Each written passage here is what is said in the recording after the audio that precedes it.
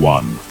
1 year has passed since Morvaria conquered Ilarion. The darkness has spread, and it consumes all. But even in shadow, hope endures.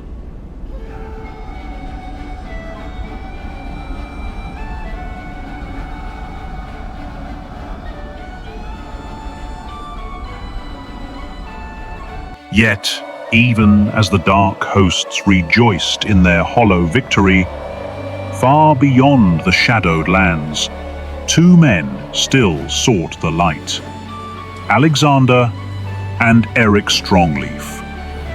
In their hearts burned a fragile hope that even in ruin, the world might be healed.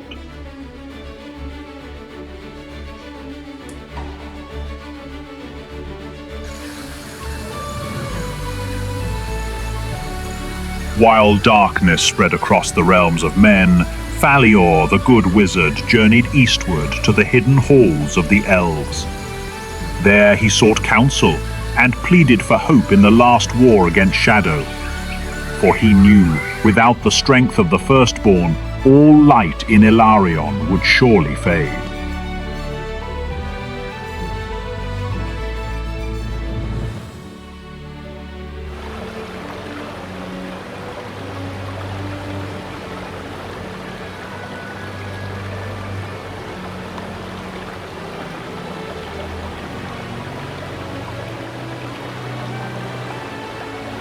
In the farthest corners of Ilarion, there were still places where peace endured.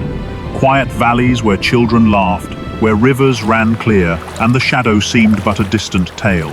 Yet such peace was fragile, as fleeting as morning mist before the rising sun.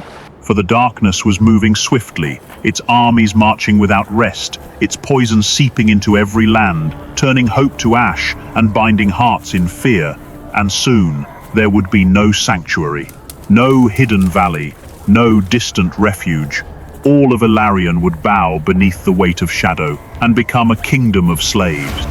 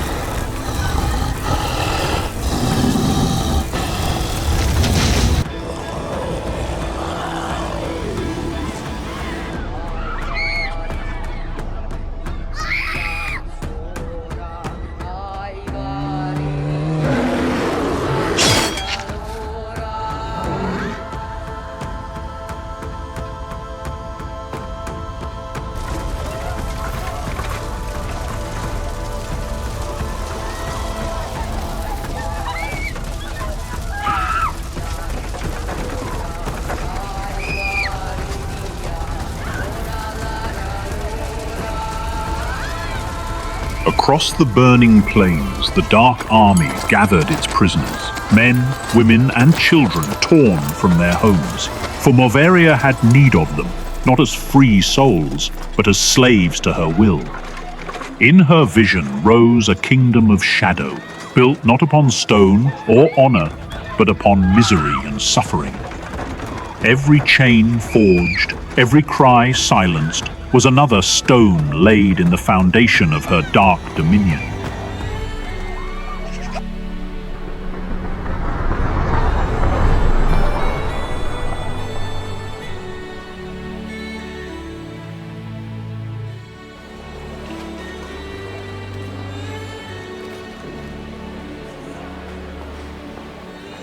Down beneath mighty Mount Bramduin, in the majestic kingdom of the dwarves, a glimmer of hope yet remained. Here stone halls stretched like endless cathedrals, their pillars carved by ages past, their forges burning with the fire of resilience. It was to this place that Alexander, led by Eric Strongleaf, heir of Bramduin, came before King Dorum. They came to plead for aid, to speak of the gathering storm, for Queen Morvaria's shadow was growing, and she would not rest until her armies had swallowed both dwarf and elf alike.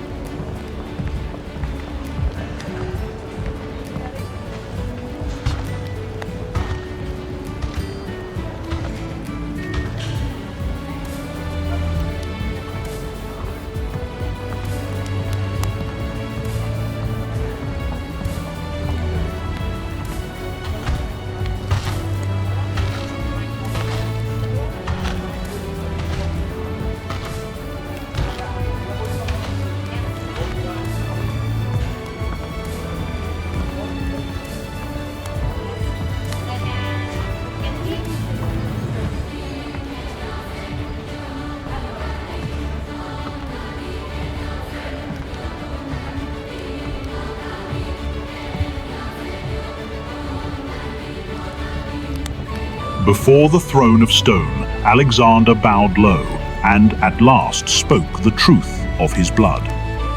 He was no wanderer, nor nameless exile. He was the rightful heir of Edarin, the first king, last bearer of the ancient line of men.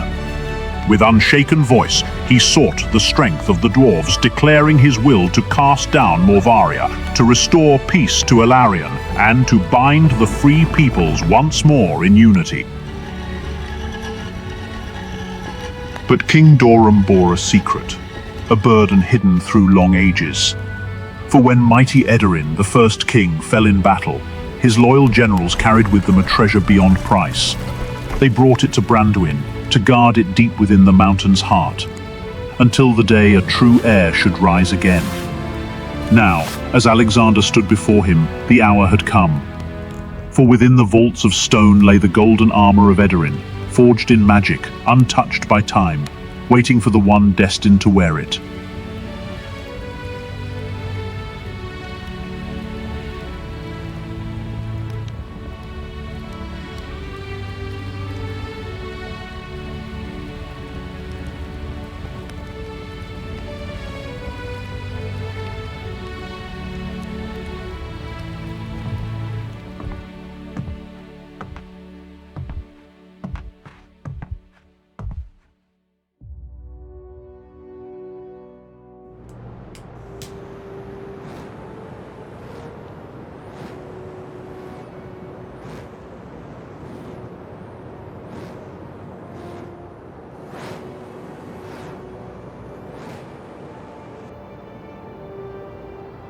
In the black halls of her fortress, the dark Queen Morvaria received her servant, the wizard Vorthar.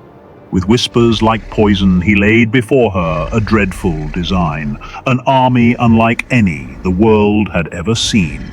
Warriors that knew no hunger, creatures that felt no pain, soldiers that could not tire and would never die.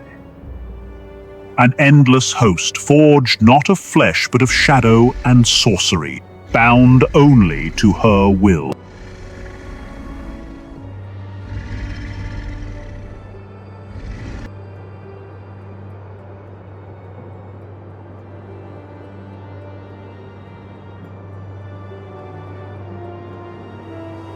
30 seconds. Yet Vorthan's design came at a terrible cost. To weave such sorcery, he required a treasure beyond measure. Gold, and more gold than kingdoms had ever known. With it he would forge vessels for his dark magic, and from molten veins of the earth raise a host of deathless soldiers. Hearing this, Queen Morvaria did not hesitate. She summoned her warlords and commanded that her armies march with Vorthan, to tear open the mountains, to enslave the miners, and to claim every vein of gold for her dominion.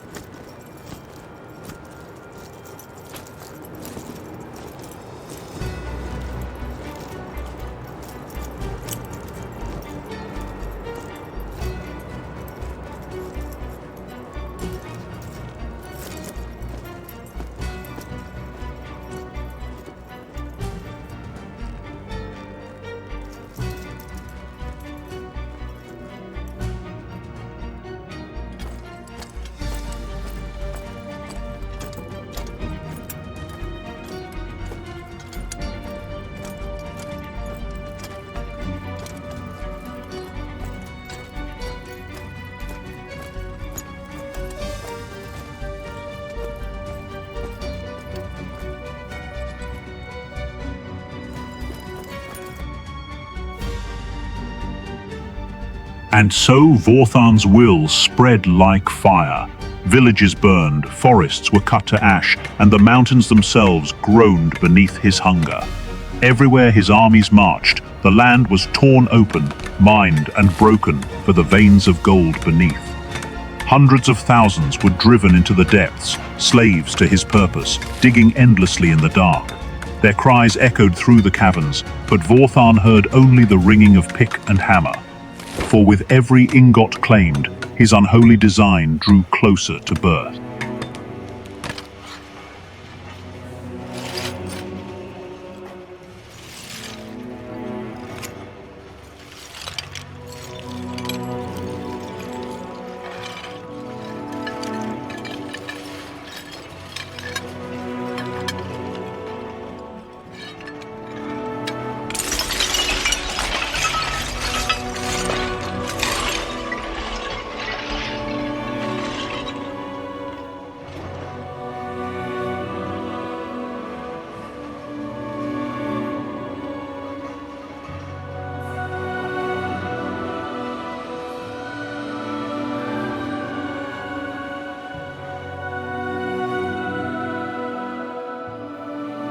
Far within the hidden woods, beneath the silver trees of their sacred hall, the elves gathered in council.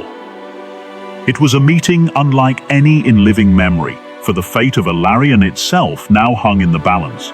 Voices rose, some calling for war, others pleading for silence and retreat. But all knew this truth. The shadow of Morvaria was growing, and the choice of the elves would decide the destiny of the world.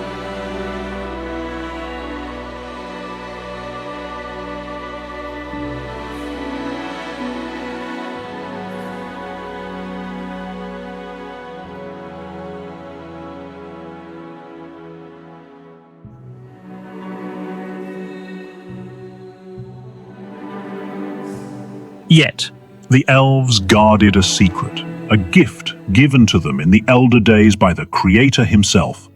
It was no jewel, nor crown of gold, but something far greater.